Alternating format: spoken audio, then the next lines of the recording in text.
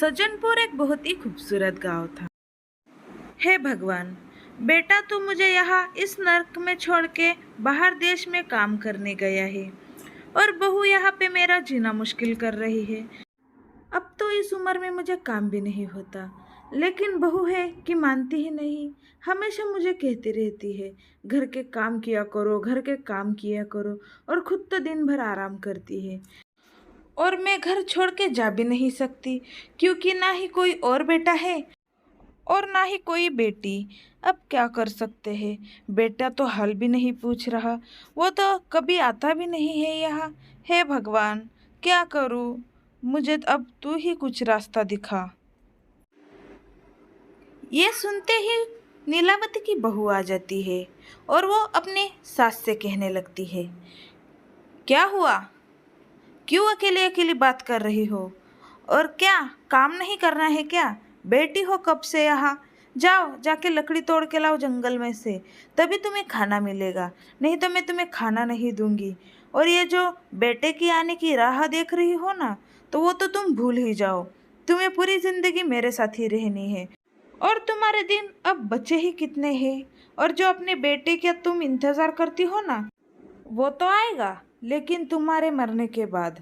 यह सुनकर नीलावती को काफ़ी बुरा लग जाता है।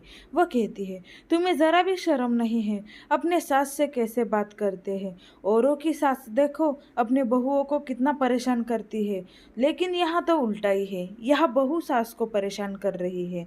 तुम्हें अपनी माँ का ख्याल नहीं आता? अगर तुम्हारे भाई ने तुम्हारी माँ के साथ ऐसा कुछ किया तो तुम्हें अच्छा लगता? फिर भी नीलावती की बहू कहती है, जाओ जंगल में से लकड़ी तोड़ के लाओ।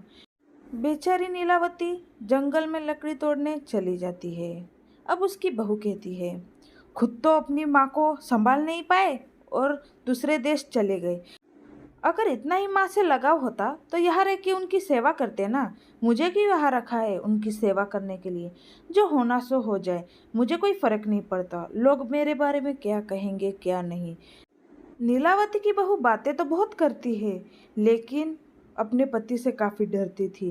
वो सिर्फ अपने पति के पीछे ही अपने सास के साथ बुरा व्यवहार करती थी। नीलावती जंगल में लकड़ियाँ तोड़ने जाती है।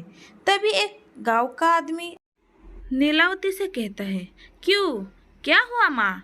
और इतनी सुबह सुबह जंगल में आई हो, कुछ बात है क्या? बता दो, अगर कुछ तकलीफ हो तो मुझे, मैं आपका वो काम कर दूंगा और आप अपने घर चले जाओ।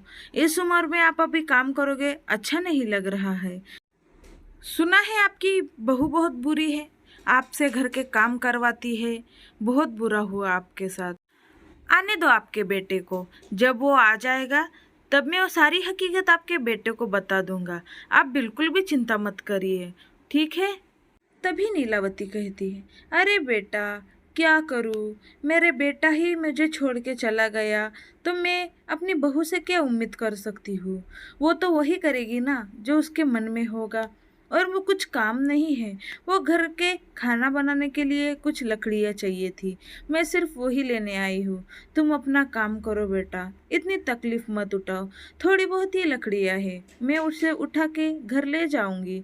तुम जाओ अपना काम करो।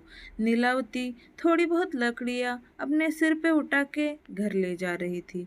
बेचारी चल भी नहीं पाती थी, लेकिन काम तो करना पड़ता था अपनी बहू के लिए, वरना बहू को गुस्सा आ जाता और वो उसे खाना नहीं देती थी। नीलावती कहती है, अरे ये घर को ताला लगा के कहाँ चली गई? हे भगवान, अब तो बाहर ही बैठना पड़ेगा। वो यहाँ वहाँ देखती है, फिर भी उसे उसकी बहू नहीं दिखती। वो सोचती है क्यों ना जरा यहाँ बैठ लिया जाए। वो देखती है कि उसका बेटा 10 सालों बाद आ जाता है। बेटा अपनी माँ को इस हालत में देखकर कहता है, माँ तुम ये बाहर क्या कर रही हो? और क्या हालत बना रखी है आपने खुद की? आप ज़रा मुझे बताओगे यहाँ हो क्या रहा है? और इस तरह आप बाहर बैठे हो। अरे घर पे तो ताला है। माँ रजनी कहाँ गई? रजनी कहीं नहीं दिख रही। हाँ, क्या हुआ बताओ ना, आप बाहर क्यों बैठी हो? कुछ बोलो, क्यों कुछ बात क्यों नहीं कर रही हो माँ? आप तो काफ़ी थकी थकी लग रही हो। और ये लकड़ियाँ क्या कर रही है? क्या आप जंगल में से लकड़ियाँ काटने गई थी? बताओ मुझे माँ, आप चुप क्यों हो? अरे बेटा, मैं क्या बताऊँ तुम्हें, तुम तो विदेश चले गए, लेकिन तुम्हारी पत्नी ने यहाँ मेरा बुरा हाल कर दिया। ना खाना देती है, ना कपड़े अच्छे से धोती है। क्या करूँ बताओ। अगर मैं कुछ काम नहीं करती तो उस दिन तो खाना भी नहीं मिलता, इसलिए थोड़ा बहुत कुछ काम कर लेती हूँ। क्या करूँ। तुम्हें तो अपनी माँ की कभी फिक्र नहीं हुई, अभी आ गए हो और पूछ रहे हो क्या हुआ क्या हुआ। क्या मैंने तुम्हें इसी दिन के लिए बड़ा किया है कि तुम मुझे यहाँ छोड़ के बाहर देश में जाके काम करो और तुम्हारी बीवी मुझे परेशान करे और दिन रात तकलीफ दे। माँ, मुझे माफ़ कर दो माँ, मैं अब यहाँ से जाऊँगा नहीं। मुझे लगा रजनी आपका बहुत अच्छे से ख्याल रखेगी, लेकिन मैं समझ नहीं पाया। मुझे रजनी से ऐसी उम्मीद नहीं थी। मैंने क्या सोचा था और क्या हो गया। रजनी अब अपने दोस्त के घर से लौटती है। वो देखती है उसका पति वहाँ खड़ा था। वो थोड़ी डर जाती है और कहती है, अरे आप कब आए, और मुझे बताना चाहिए था ना, तो मैं आपके लिए बहुत सारा खाना बनाती, अलग अलग तरह के व्यंजन बनाती। क्या हुआ आपको, आप बाहर क्यों खड़े हो। चलो चलो अंदर चलो, मैं आपके लिए बहुत अच्छे से खाना बनाती हूँ। और माँ, आप बाहर क्यों हो। और माँ, आपको पता है ना बाहर काफ़ी धूप है, लेकिन फिर भी आप बाहर खड़ी हो। आप इतने देर अगर बाहर खड़ी रहोगी तो आपकी तबीयत काफ़ी खराब हो जाएगी। बस, बहुत हुआ तुम्हारा नाटक। अब तुम इस घर में नहीं रह सकती। मैं मेरी माँ के साथ रहूँगा और उनकी सेवा करूँगा, तुम्हारी कोई ज़रूरत नहीं। ये सुनते ही वो काफ़ी रोने लगती है। वो कहती है, माँ जी आप ही कुछ बोलिए ना, मैं आगे से आपको कभी तकलीफ नहीं दूंगी और कभी आपको घर का काम नहीं करने दूंगी। कृपया मुझे माफ़ कर दीजिए। सुनिए जी, मुझे माफ़ कर दीजिए। बस एक बार मुझ पे यकीन करो, मैं आगे से तुम्हें कभी तकलीफ नहीं दूंगी। यह सुनते ही नीलावती कहती है, अरे बेटा जाने दे, उसने ऐसा किया सो किया, लेकिन हम उसके साथ ऐसा नहीं कर सकते। उसके घर में ले लो।